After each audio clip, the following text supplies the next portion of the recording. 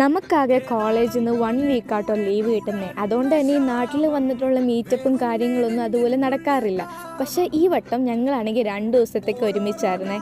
ആദ്യമേ തന്നെ ഈ റീലിലൊക്കെ കാണുന്ന പോലെ മറ്റേ വലിയ ഗേൾസ് ട്രിപ്പ് അവിടെ പോകുന്നു ഇവിടെ പോകുന്നു ആ ഒരു സംഭവമേ അല്ല. വെറുതെ വീട്ടിൽ പോകുന്നു, ഫുഡ് കഴിക്കുന്നു, ജസ്റ്റ് ഇറങ്ങുന്നു, ഉറങ്ങുന്നു, ഇതൊക്കെ തന്നെയായിരുന്നു നമ്മുടെ മെയിൻ പരിപാടി. പിന്നെ എല്ലാത്തിനും അതിൻ്റേതായിട്ടുള്ള സമയമൊക്കെ ഉണ്ടല്ലോ.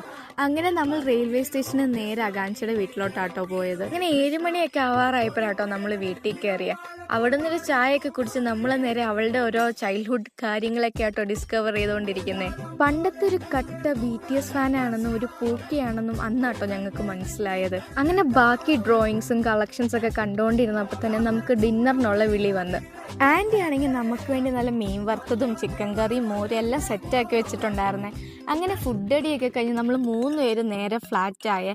കാരണം ഫുൾ ഡേ ഈ ട്രാവൽ മാത്രമായിരുന്നു. സോ പാർട്ട് 1 കാണാത്തവർ ജസ്റ്റ് ഒന്ന് പോയി കാണേണ്ടതാണ്. അപ്പോൾ ശരി എന്നാൽ.